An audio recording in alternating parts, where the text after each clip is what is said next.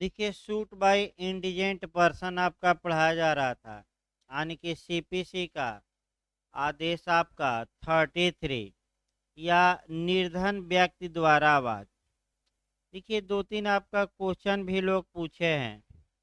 एक क्वेश्चन ये पूछे हैं कि क्या जो प्रतिवादी हैं, यानी कि जिसके विरुद्ध मुकदमा दायर किया जा रहा है, क्या वह व्यक्ति भी अकिंचन का लाभ ले सकता है कि नहीं, कि केवल वादी ले सकता है, पहला क्वेश्चन। जो दूसरा क्वेश्चन आपका मैंने पूछा जाता है कि क्या अगर कोई व्यक्ति निर्धन है, कोर्ट फीस नहीं ली जा रही है, तो क्या उसको अधिवक्ता भी प्रदान निःशुल्क किया जाएगा कि नहीं, यानी कि क्या अगर उसके पास अधिवक्ता नहीं है तो क्या उसको अधिवक्ता प्रदान किया जाएगा कि नहीं। एक ये क्वेश्चन है। तीसरा क्वेश्चन आपका, चाहे ऐसा गरीब व्यक्ति या निर्धन व्यक्ति जीते या हारे, क्या बाद में इससे पैसा, कोर्ट फीस जो लगी है इत्यादि वसूला जाएगा कि नहीं वसूला जाएगा। तीन क्वेश्चनों को हम आपका नियमों सहित चलते हैं। ये तीन लोगों ने क्वेश्चन भाई पूछे हैं और इस पर आपका कोरिलेट करते हुए चर्चा की जाएगी। यानी कि क्योंकि ये सिविल मामला चल रहा है, तो आपराधिक मामलों में क्या है, संविधान में कहीं कोई प्रावधान इस बारे में है कि नहीं, इस पर भी हम चर्चा करेंगे, लेकिन एक एक पहले आगे बढ़ा जाए तब। देखिए, आपका आदेश 33 नियम 1 बताया गया कि निर्धन व्यक्ति द्वारा वाद दायर किए जा सकेंगे। अब उद्देश्य मैं पहले बताया था कि इस आर्डर का उद्देश्य ये है कि कोई भी व्यक्ति केवल इस कारण से न्याय पाने से वंचित न हो जाए कि वह निर्धन है। मुख्य उद्देश्य यही है, अर्थात गरीबों को भी क्या मिले, न्याय मिले। तो निर्धन कौन माना जाएगा, इसको एक्सप्लेशन 1 बताता था। जहां फीस निर्धारित है, वह कोर्ट फीस देने का भी मने पैसा नहीं रखता, लेकिन जहां कोर्ट फीस निर्धारित नहीं है कि कितना लगेगी, वहां उसके पास 1,000 रुपया से अधिक पैसा नहीं है। यानी कि अगर जहाँ कोर्ट फीस डिसाइड पहले से नहीं है, वहाँ कितना पैसा हो तो गरीब माना जाएगा, 1,000 या उससे कम, ये पूछा जाता है लगातार, ये गलत न हो।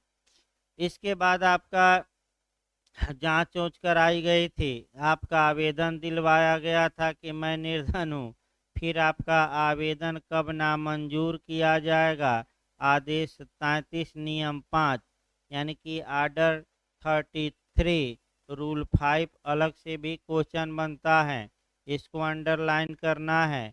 इसको जब भी पढ़िएगा एक आर्डर से और कोरिलेट करना है, आर्डर 7 रूल 11, वाद पत्र कब रिजेक्ट कर दिया जाएगा, प्लेंट कब रिजेक्ट होगा, ये आदेश 7 नियम 11 में बताया गया है, आर्डर 7 रूल 11 में। और गरीब निर्धन के रूप में एप्लीकेशन दिया है, तो कब उसके एप्लीकेशन को रिजेक्ट कर दिया जाएगा, यानी कि तुम निर्धन नहीं हो, ये आदेश 33 के किस नियम में, 5 में। अगला देखिए 6 आपका हम बताया गया कि जब गरीब की मांग कर रहा है कि हम गरीब हैं, हमारी कोर्ट फीस छोड़ दिया जाए, तो आपका विपक्षी पक्षकार को और सरकारी वकील को सूचना दी जाएगी, ताकि ये लोग भी आकर अपना बात रख सकें और ये विरोध करेंगे कि ये गरीब नहीं है, ये बनावटी गरीब हैं, पैसा रखा है लेकिन निकाल नहीं रहा है। तो आपका कितने दिन पहले इनको सूचना, समय याद रखना है प्री के लिए, 10 दिन। यानी कि 10 दिन पहले सुनवाई के किसको सूचना दी जाएगी, सरकारी प्लीडर और विपक्षी पक्षकार। अगला देखिए आपका सुनवाई शुरू हो जाएगी। सुनवाई की प्रक्रिया आपका ये हो गया। अब या तो सुनवाई पूरी साक्ष्य ले लिया गया, या तो आवेदन मंजूर किया जाएगा या न मंजूर किया जाएगा। अब यही आपको हमें बताना था, यानी कि आदेश 33 का नियम 8 बताना है। आदेश 33 का नियम 8 देखिए, यानी कि आदेश 33 का रूल कौन सा 8। अब एक उदाहरण थोड़ा बनाकर देखा जाए। 1 जनवरी को ये एक व्यक्ति था जिसने न्यायालय में यह आवेदन दिया था, एप्लीकेशन दिया था कि हजूर हमारी कोर्ट फीस और शुल्क हमसे न लिया जाए, क्योंकि मैं क्या हूँ, निर्धन हूँ। न्यायालय ने जांच पड़ताल किया और मान लीजिए 30 जनवरी को ये न्यायालय ने डिसाइड कर दिया कि यह निर्धन है, यानी कि इसके आवेदन को क्या कर लिया गया, स्वीकार, और निर्धन के रूप में अनुज्ञा दे दी गई कि तुम वाद लाओ। तो जब वाद लाओ तो कोर्ट फीस और शुल्क देना है कि नहीं देना है, अभी नहीं देना है। अब देखिए, ध्यान से देखिए, आवेदन किस तारीख को दिया गया था, 1 को, और आवेदन पर फैसला किस तारीख को आया, 30 को। अब समस्या ये है कि अब ऐसा निर्धन व्यक्ति किस तारीख को वाद दायर किया है, अब ये डिसाइड करना है। तो आपका जिस दिन एप्लीकेशन दिया गया है उसी दिन से ये मान लिया जाएगा कि वह वाद दायर हो चुका था। तो बताइए किस तारीख को इस उदाहरण में एप्लीकेशन दिया है कि हम निर्धन हैं, निर्धन माना जाए, 1 जनवरी। एप्लीकेशन एक्सेप्ट कब हुआ, 30 जनवरी। तो किस तारीख को माना जाएगा कि इसने मुकदमा दायर कर दिया था, 30 जनवरी को कि 1 जनवरी को, 1 जनवरी को, यानी कि जिस दिन वह एप्लीकेशन निर्धन के रूप में मांग के लिए क्या किया गया, दिया, क्या किया था, दिया था। यह नियम इसलिए बनाया गया कि मान लीजिए 2-4 माह जांच ही चलती रह गई, 1-2 माह, कि ये गरीब हैं कि धनी हैं, और इस बीच मुकदमा दायर करने का टाइम ही बीत जाए। तो टाइम बीत जाए तो ये तो निर्धनता में और मार दिया जाएगा। इसलिए हुआ है कि आप कह सकते हैं कि ये जो नियम है इसलिए बनाया गया है कि समय बीते ना। एक उदाहरण देखिए, दूसरा, ए ने बी को 5,000 रुपया दिया था और बी ने कहा था कि हम वापस कर देंगे 2 साल में। 2 साल में बी ने वापस नहीं किया। तत्पश्चात ए आपका अभी इंतजार कर रहा है। तो संविदा भंग के मामले में जो मुकदमा दायर करने की समय सीमा है, संविदा भंग की तारीख से अगले कितने साल के अंदर, 3 साल, 12 नहीं भाई, 3 साल है, 3 साल के अंदर। तो अब मान लीजिए 3 साल में 3 दिन बचा है। अब ध्यान समझिए, 3 साल में कितना बच गया है, केवल 3 दिन। तो 3 दिन के अंदर अब मुकदमा दायर करना है, और ये पैसा जो दिया था ये निर्धन है।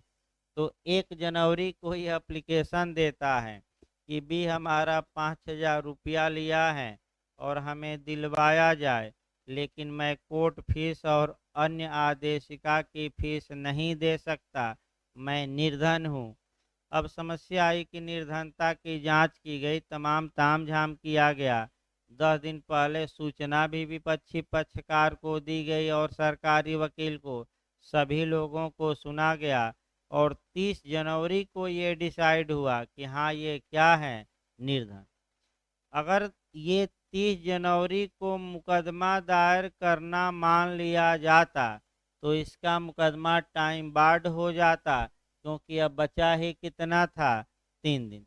अतः मुकदमा वह कब दायर कर दिया है, तो याद रखिए किस तारीख को माना जाएगा।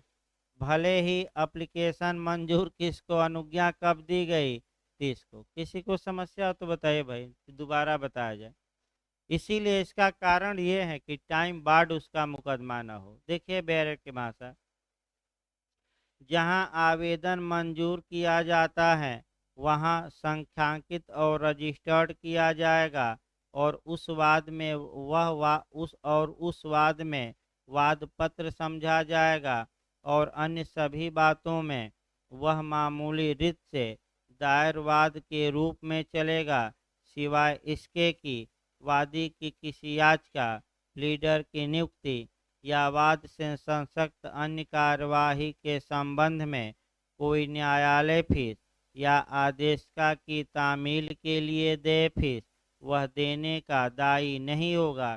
तो क्या क्या छोड़ दिया गया, आपका कह सकते हैं कि एक तो न्यायालय कोर्ट फीस छोड़ दी गई और समन इत्यादि निकालने में या गवाहों को समन निकालने में जो फीस लगती है, इसे हम आदेश का फीस कहते हैं, वह देना पड़ेगा कि नहीं, ऐसे व्यक्ति को नहीं देना। सब कुछ इसीलिए तो हो रहा है कि कोर्ट फीस हमारी क्या करिए माफ, और आदेश का शुल्क हम अभी क्या करेंगे, नहीं देंगे। अब आइए आदेश 33 का नियम 9 आइए, निर्धन व्यक्ति के रूप में वाद लाने की अनुज्ञा का प्रत्याहरण। प्रत्याहरण माने रिवोक कर लेना, ना है तो वापस ले लेना, रिवोक कर लेना।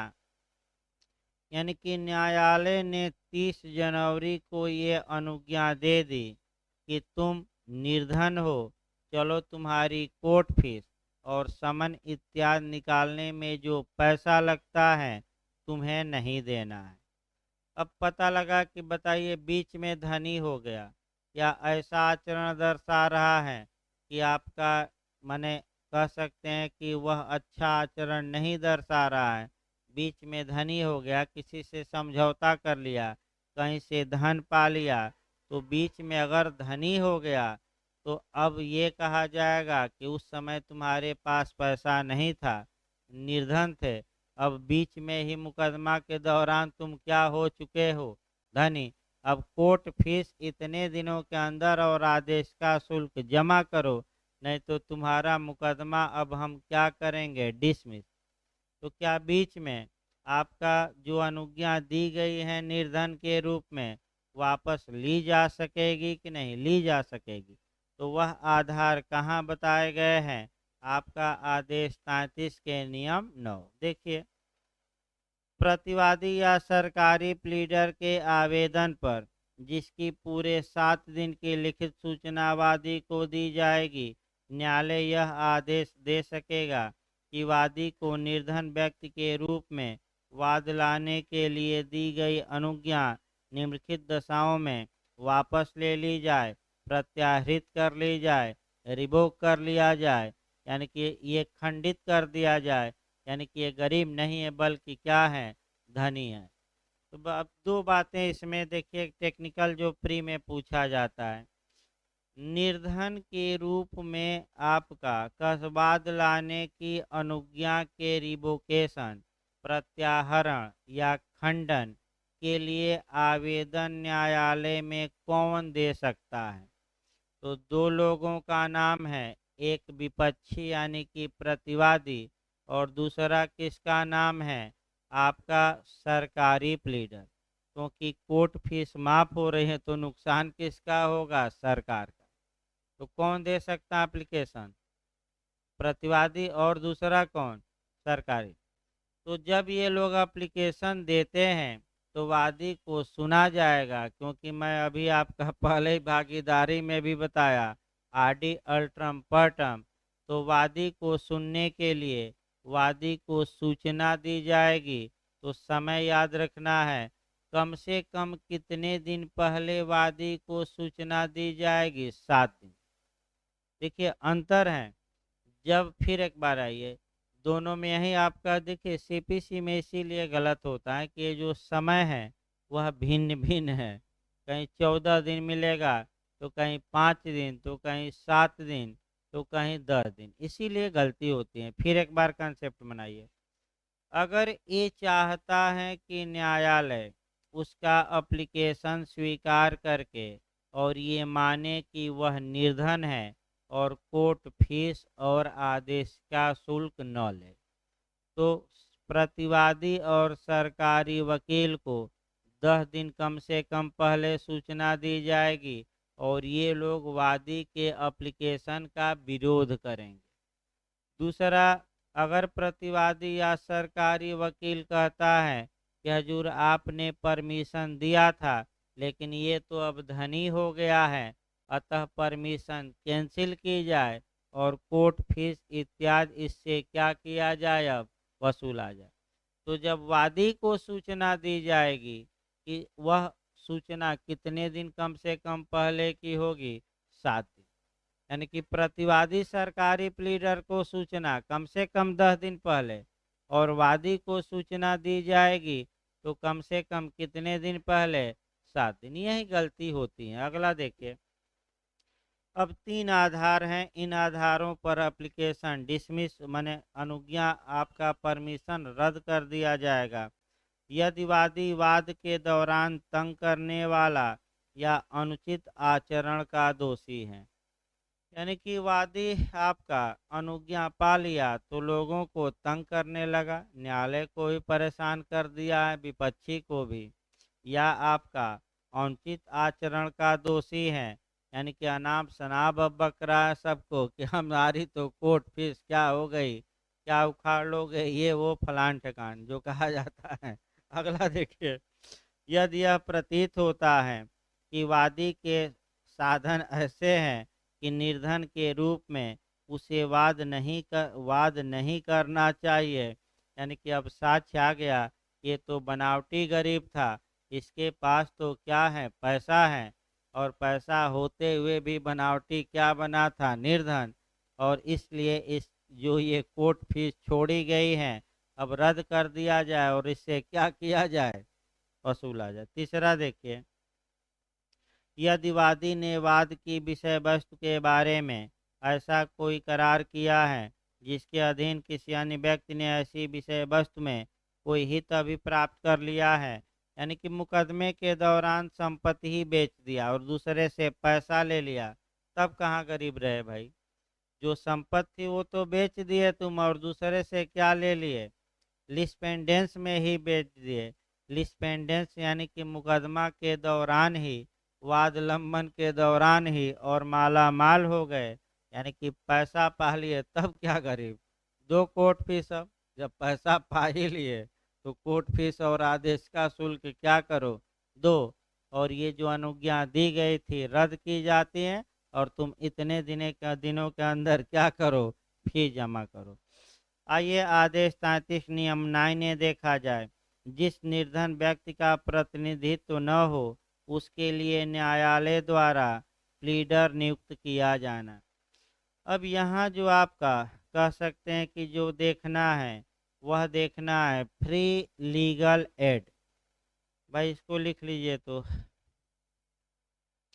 फ्री लीगल एड क्वेश्चन बन सकता है कि फ्री लीगल एड का प्रावधान, निःशुल्क विधिक सहायता का प्रावधान आपका सीपीसी में कहाँ किया गया। बहुत अच्छा इंटरव्यू में क्वेश्चन बनता है, इसको एक जगह कहीं एकत्र करिए। तो ये प्री और इंटरव्यू का बहुत अच्छा क्वेश्चन है, बहुत कम लोग ही जानते हैं इसको। मैं बता दूं आपका, पहला तो ये जान लेना है कि अगर फ्री लीगल एड, निःशुल्क विधिक सहायता, यानी कि वादी को वकील प्रदान किया जाएगा और उसके लिए वादी से कोई भी फीस या पैसा नहीं लिया जाएगा, ये प्रावधान कहाँ किया गया है, तो सिविल में पूछे तो आदेश 33 नियम 9A, और सीआरपीसी में पूछे कोरिलेट करिए 304।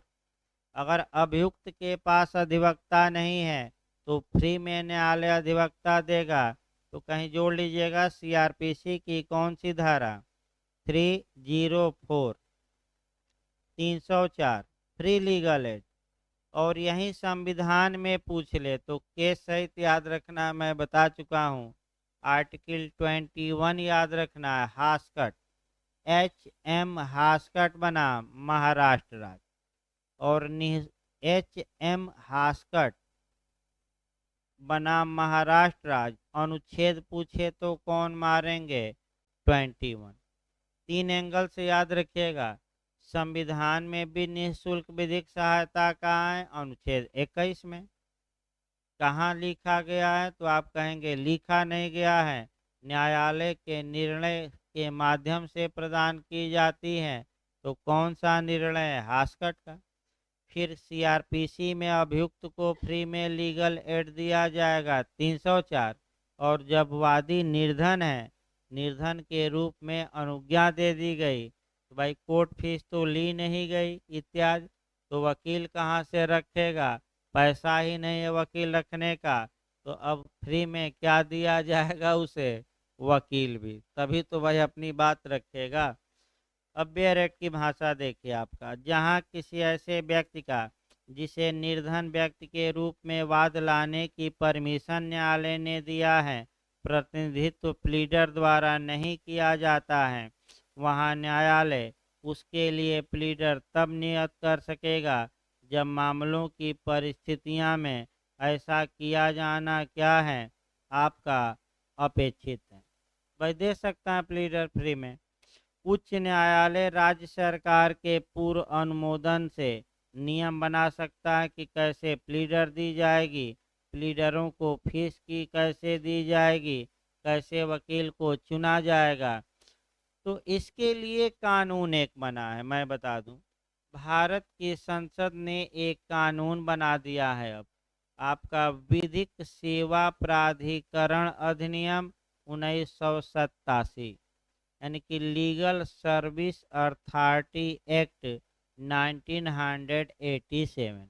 अब उसी के तहत निःशुल्क विधिक सेवा का विस्तृत प्रावधान किया गया है।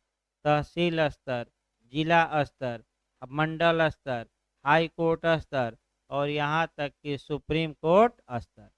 तो क्या बनती है? सीआरपीसी में अब जाइए, बीएचयूएलएलएम में पूछा गया था क्वेश्चन। सीआरपीसी की धारा 357 ए से क्वेश्चन आया था कि पीड़ितों को प्रतिकर, तो प्रतिकर की रकम का निर्धारण कौन करेगा? तो आपका विधिक सेवा प्राधिकरण अधिनियम, ये क्वेश्चन बना था, कौन करेगा? तो विधिक सेवा प्राधिकरण किस कानून के तहत गठित होता है? तो अभी हमने कानून बताया, कौन सा? विधिक सेवा प्राधिकरण अधिनियम 1987। देखिए यही छोटी छोटी बातें जो कंपटीशन के लिए थोड़ा महत्वपूर्ण रहती हैं, और तो पढ़ते सभी लोग हैं। आपका मान लीजिए घर पर पढ़ रहे हैं, तो इतनी बातें एक जगह मिलना क्या है? मुश्किल है। आइए आपका आदेश 33 नियम 10 देखा जाए, जहां निर्धन व्यक्ति सफल होता है। तो अब हमने बता ही रखा है, चाहे निर्धन मुकदमा जीते या मुकदमा हारे, हर हाल में जो कोर्ट फीस थोड़ा छूट दी गई थी, बताइए आप लोग, वसूली जाएगी कि नहीं? हारने पर कि जीतने पर कि दोनों पर? दोनों पर। तो पहले हम क्या कर दें? जितवा दें, उसके बाद वादी को क्या करें? हरवा दें। तो जीत जाएगा तो वसूला जाएगा आदेश 33 के नियम 10 में, और हार जाएगा फिर भी वसूला जाएगा आदेश 33 के नियम 11। याद रखिएगा। तो अब आप कहेंगे कि इतना पंचौरा करने का मतलब है क्या है, इतनी बहस, जब अंत में उससे क्या किया जा रहा है? सब कुछ।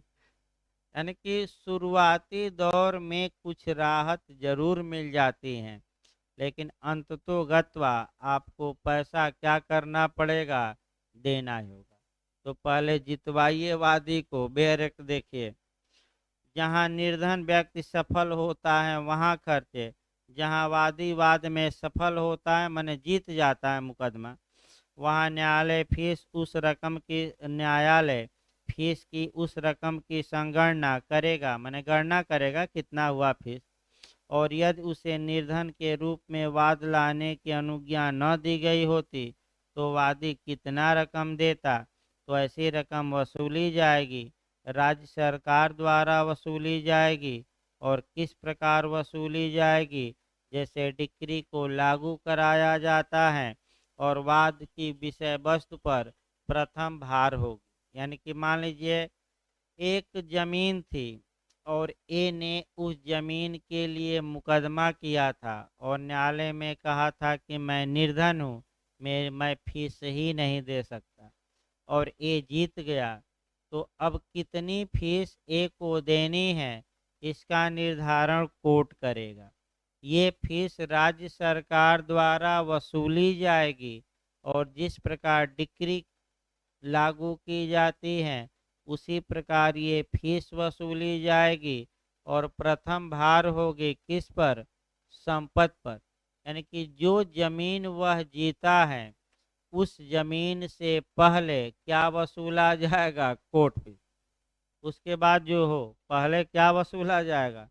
देखिए, प्रथम भार होगी का मतलब ये हुआ कि सबसे पहले उस जमीन से क्या वसूला जाएगा? Court fees. उसके बाद जो भी हो, तो आपका इसी प्रकार आप लोग क्षतिपूर्ति और गारंटी में भी पढ़ते हैं कि प्रथम प्राथमिक जिम्मेदारी और द्वितीयक जिम्मेदारी। तो अगर प्राथमिक जिम्मेदारी है तो क्षतिपूर्ति की संविदा, और सेकेंडरी या द्वितीयक जिम्मेदारी है तो गारंटी की। देखिए, मैं बता भी चुका हूँ, फिर प्राथमिक द्वितीयक हम बता रहे हैं। एक अलग थोड़ा उदाहरण देखिए। ए बी से कहता है कि हे बी, तुम सी को 100 किलो गेहूं दे दो और ये पैसा तुम्हें मैं दूंगा। अब आप लोग बताइए, इसमें प्राथमिक जिम्मेदारी पैसा गेहूं का देने का ए ने लिया है कि सी की है? नहीं, सी की नहीं। भाई फिर एक बार देखिए, यही तो उदाहरण आपका भरमाने वाला है। फिर एक बार, ए बी से कहता है कि हे बी, तुम सी को 100 किलो गेहूं दे दो। अगर सी इन 100 किलो का पैसा नहीं दिया गेहूं का, तब मैं तुम्हें ये पैसा दूंगा। इस उदाहरण में बताइए, ए ने प्राथमिक जिम्मेदारी ली है कि द्वितीयक? प्राथमिक नहीं लिया है। इस उदाहरण में पहला कर्तव्य किसका है? पैसा देने का, सी का। तो ये प्राथमिक कर्तव्य हो गया। सी नहीं देता है पैसा, तब किसका कर्तव्य है? ए का। तो ए का कर्तव्य क्या हो गया? द्वितीयक। तो जब ए का कर्तव्य द्वितीयक रहे तो गारंटी की संविदा, और ए का कर्तव्य द्वितीयक न रहे पहले ही रहे, यानी कि ए बी से कहता है कि तुम सी को पैसा, ये आपका 100 किलो चावल दे दो, मैं तुम्हें पैसा दूंगा। ये नहीं कहा कि सी नहीं देगा तब मैं दूंगा। डायरेक्ट किसने जिम्मेदारी ले ली है? प्रथमतः ए ने। तो ये गारंटी नहीं, ये क्षतिपूर्ति। भाई कौन सी संविदा? इम्यूनिटी की। तो एक और है। अगला देखिए, आपका सफल हो गया तब भी वसूली हो गई, और पहले संपत्ति से वहीं वसूला जाएगा कोर्ट फीस, याद रखिए। अब असफल हो गया तब क्या होगा बेचारे का? यानी कि अगर मुकदमा किया था, निर्धन के रूप में किया था, वह हार गया, तो बताइए हारने के बाद वसूली होगी कि नहीं होगी? अब एक उदाहरण देखिए। ए ने इस मकान के लिए बी के खिलाफ मुकदमा किया, हार गया, और ए ने कोर्ट फीस दी नहीं थी, तो ए के पास जो अन्य प्रॉपर्टी होगी, अब उससे कोर्ट फीस क्या की जाएगी? क्योंकि ये प्रॉपर्टी जीत जाता तो इसी से वसूला जाता, लेकिन ये तो हार गया, तो अन्य प्रॉपर्टी से वसूली जाएगी। ए मर जाता है तब बताइए, इनके जो उत्तराधिकारी हैं विधिक प्रतिनिधि, वसूली जाएगी कि नहीं? वसूली जाएगी। विधिक प्रतिनिधि किस सीमा तक दायी होंगे? जिस सीमा तक वह मृतक की प्रॉपर्टी क्या है, यानी कि एक का जितना संपत्ति पाए उतना संपत्ति तक तुम कोर्ट फीस क्या करो? तुम भी अदा करो। भाई जिम्मेदारी व्यक्तिगत नहीं। देखिए आपका आगे, अब देखिए आपका बेर क्या कहता है। आदेश 33 नियम 11, प्रक्रिया जहां निर्धन व्यक्ति असफल हो जाता है, मुकदमा हार जाता है। देखिए, जहां वादी वाद में असफल हो जाता है या निर्धन व्यक्ति के रूप में वाद लाने की परमिशन वापस ले ली जाती है या उसका वाद ही डिसमिस हो जाता है, वहां आपका जो कोर्ट फीस है उसे देनी ही पड़ेगी। तो देखिए अब क्या होगा, न्यायालय क्या करेगा। उपसंजात होने, उपसंजात मने उपस्थित होने मने हाजिर होने, ना तो लिख लीजिएगा। उपसंजात मतलब क्या? एपियर होने। एपियर होने का मतलब क्या हुआ? हाजिर होने। देखिए, वहाँ हाजिर होने और उत्तर देने के लिए प्रतिवादी के नाम समन की तामील प्रतिवादी पर इस बात के फलस्वरूप नहीं हो पाई कि वादी ऐसी तामील के लिए प्रभारी न्यायालय फीस या डाक महसूल यानी कि डाक खर्च देने में या वाद पत्र की या संक्षिप्त कथन की प्रतियां उपस्थित करने में असफल रहा है। जब वाद की सुनवाई के लिए पुकार हुई तब वादी हाजिर नहीं हुआ। वहाँ न्यायालय आपका वादी को या वाद के सहवादी को के तौर पर जोड़े गए किसी भी व्यक्ति को आदेश देगा कि वह ऐसी न्यायालय फीस दे जो यदि वादी निर्धन व्यक्ति के रूप में वाद लाने की के लिए अनुज्ञात नहीं किया गया होता तो वादी द्वारा दी जाती। यानी कि कुल मिलाकर इतना पंचौरा का मतलब एक ही हुआ कि अगर वह असफल हो जाता है तब भी कोर्ट फीस उससे क्या की जाएगी? वसूल ही ली जाएगी। पैसा नहीं है तो आपका अन्य संपत्ति, अब मर गए तो कौन जिम्मेदार होगा? विधिक प्रति। आइए अगला देखा जाए। आदेश 33 नियम 11 है निर्धन व्यक्ति के वाद के उपशमन पर प्रक्रिया। तो आपका उपशमन हो गया या मर गया तो आपका फिर याद रखिए उसके विधिक प्रतिनिधियों से क्या करेगी? राज्य सरकार वसूलेगी। इसके बाद नियम 12 कम पढ़ा जाता है, एक एक लाइन बता दिया जाए, इसको उतना नहीं पढ़ा जाता। राज्य सरकार न्यायालय फीस के संदाय के लिए आवेदन कर सकेगी तो कोर्ट में दे सकेगी एप्लीकेशन सरकारी वकील की, इनसे कोर्ट फीस क्या किया जाए? वसूला जाए। 13 नियम राज्य सरकार का पक्षकार समझा जाना। तो कोर्ट फीस के लिए राज्य सरकार इस मामले में क्या होगी? पक्षकार, क्योंकि कोर्ट फीस नहीं मिलेगी तो किसका नुकसान होगा? हमारा, आपका, वादी प्रतिवादी का कि सरकार का? तो सरकार पक्षकार किसके लिए समझी जाएगी? मुकदमा लड़ने की कोर्ट फीस, कोर्ट फीस के लिए। न्यायालय फीस रकम की वसूली, ये आपका पूछ सकता है कि कैसे वसूली होगी? वादी से। तो आपका न्यायालय शुल्क की वसूली कलेक्टर के माध्यम से होगी। पहला नियम, कलेक्टर को भेजा जाएगा और जिस प्रकार कलेक्टर भू राजस्व वसूलते हैं उसी प्रकार क्या वसूलेंगे? Court fees. मैंने इतना ताम झाम है आपका, एक पाई न लेना न देना जल्दी। और कलेक्टर को भी इन्वॉल्व कर दिया गया कि न्यायालय एक नोटिस कलेक्टर को दे देगा कि इनकी कोर्ट फीस बकाया है, ये जीते या हारे, और इनकी संपत्ति से आपका जिस प्रकार रेवेन्यू आप वसूलते हैं उस प्रकार कुर्की करके बेचवा कर आप क्या करवाइए? कोर्ट फीस वसूलिए। किसके माध्यम से वसूला जाएगा? कलेक्टर के। किस प्रक्रिया द्वारा? जिस प्रक्रिया द्वारा क्या वसूला जाता है? भू राजस्व। अगला नियम 15 निर्धन व्यक्ति के रूप में वाद लाने के लिए आवेदक की अनुज्ञा देने से इनकार करने के कारण वैसी ही प्रकृति के पश्चातवर्ती आवेदन का वर्जन, यानी कि जब एक बार तुम्हारा एप्लीकेशन नामंजूर हुआ तो क्या बार बार एप्लीकेशन दोगे उस कोर्ट में कि अभी मैं निर्धन हूँ फिर से? एक बार जब मौका दिया गया, तुम अपने को साबित नहीं कर पाए कि हम निर्धन हैं, तो बार बार न्यायालय का समय जाया न करो। आपका 15A न्यायालय फीस के संदाय के लिए समय का दिया जाना।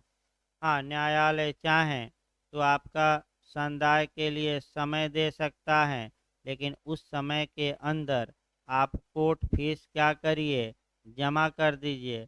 अब कितना समय दे सकता है, क्योंकि इस बात का वर्णन नहीं है, तो जो उचित समय हो न्यायालय अपने मन से दे सकता है। 10 दिन, 20 दिन, 1 माह, जो भी दे। समय का उल्लेख नहीं है, सतर्क रहिएगा इसमें। कितना कोर्ट फीस जमा करो कितने दिनों के अंदर, इसके लिए कोई समय सीमा ये कौन निर्धारित करेगा? हम, आपकी न्यायालय। न्यायालय। 16 खर्चे। तो खर्चे भी आपका हो गया, आपका वाद के खर्चे होंगे। धारा 17 आ जाइए नियम, निर्धन व्यक्ति द्वारा प्रतिवाद। यही लोग पूछ रहे थे कि आपका निर्धन व्यक्ति द्वारा प्रतिवाद, देखिए आपका ये भी फिर याद रखिए 3-4 नियम। एक तो नियम 9A फ्री लीगल एड, और आइए ए बी के खिलाफ मुकदमा करता है और कहता है कि हजूर हम निर्धन हैं, अतः कोर्ट फीस हमसे न ली जाए। ए को परमिशन दे दिया गया और कोर्ट ने मान लिया कि ए निर्धन है, मुकदमा चलेगा, बीच में भी जो हो वो अलग बात है, चाहे ए हारे या जीते, अंत में कोर्ट फीस क्या की जाएगी, वसूली ही जाएगी। मुकदमा खारिज हो जाए तब भी, मुकदमा वापस ले ले ए तब भी, अनुज्ञा बीच में समाप्त कर दी जाए तब भी, ए जीता तब भी और ए हारा तब भी, सभी कोर्ट फीस सभी दशाओं में क्या होगी बताइए, वसूली जाएगी कि नहीं। अब जिसके खिलाफ मुकदमा किया गया है, डिफेंडेंट या प्रतिवादी या विपक्षी, अगर ये कोर्ट में आकर कहता है कि हजूर हम भी निर्धन हैं और हमारी भी कोर्ट फीस क्या की जाए, छूट दी जाए, तो क्या प्रतिवादी निर्धन का अभिवाक कर सकता है कि नहीं, कर सकता है। तो नियम जरूर याद रखें, किस आर्डर के किस रूल में, तो आदेश 33 के किस नियम में, 17 में। अच्छा नियम है ये, अंडरलाइन कर लीजिएगा। देखिए आपका वादी तो कर ही रहा है पहले ही, आपका पहले ही पॉइंट से, लेकिन जो विपक्षी हैं क्या वो कह सकता है कि नहीं कि हम भी गरीब हैं, हमारी भी कोर्ट फीस न ली जाए, तो एप्लीकेशन दे, फिर जांच होगी, और जो वादी के लिए नियम था वही नियम किसके लिए पूरा लागू होगा, प्रतिवादी। ताम झाम बढ़ जाएगा, क्योंकि अब इनकी भी जांच करिए कि ये गरीब हैं कि धनी। निर्धन, अगला 18 देखिए, निर्धन व्यक्ति के लिए मुफ्त विधिक सेवाओं की व्यवस्था करने की केंद्रीय सरकार की शक्ति। तो केंद्रीय सरकार का कर्तव्य है कि व्यवस्था करे कि गरीब अगर हैं लोग तो उनको फ्री में क्या मिले, न्याय मिले। तो इसके लिए कानून फिर याद रखिए कौन सा वर्तमान में कानून है, विधिक सेवा प्राधिकरण अधिनियम 1987। इंटरव्यू में भी बना है कि जो लोक अदालत गठित होती हैं उसके गठन का प्रावधान किस कानून में है, इंटरव्यू में बना था। लोक अदालत का गठन किस कानून के तहत किया जाता है, तो कानून का नाम याद रखिए, विधिक सेवा प्राधिकरण अधिनियम 1987। विधिक, आपका निःशुल्क विधिक सहायता भी है और अन्य भी बातें हैं। कौन सा, लोग जो लोग एमपी इत्यादि राज्यों का डालते हैं फार्म, वहाँ ये पढ़ना है कुछ चैप्टर। अब देखिए एमपी का लोग मांग कर रहे हैं भाई क्लियर हो, डेट बढ़ेगी कि नहीं, उस हिसाब से लास्ट में एक सब्जेक्ट बाद में लगाया जाएगा, पहले क्लियर हो तब तो। नहीं तो इधर राजस्थान आने वाली है नवंबर में, हो सकता है झारखंड, यूपी का देखिए अभी कुछ पता ना कहाँ रुकी हुई है, आते आते रुक जा रही हैं ये। तो सबसे अच्छा है कि भाई आपका पढ़ते रहिए। जैसे अब एमपी के लिए भाई अभी तो डेट क्लियर हो जाए तभी कुछ शुरू किया जाएगा, जो लोग फार्म डाले हैं, क्योंकि उसके लिए एक्स्ट्रा समय देना पड़ेगा। तो कल क्लास चलेगा भाई आपका। अब ये आदेश 32 पढ़कर आइएगा, पागल और माइनर। कल सीपीसी में आदेश 32 पढ़ाया जाएगा, ज्योग्राफी चलेगी हो, जीएस की क्लास अभी चलेगी 5 मिनट बाद, ज्योग्राफी की क्लास। भाई एक बार घर से थोड़ा पढ़ कर आइए, इधर कठिन कठिन प्रावधान है। आदेश 32 पढ़ाया जाएगा, आपका कोरिलेट भी करना है, माइनर और पागल। पागल पर पूछा गया था आपका यूपीजे में।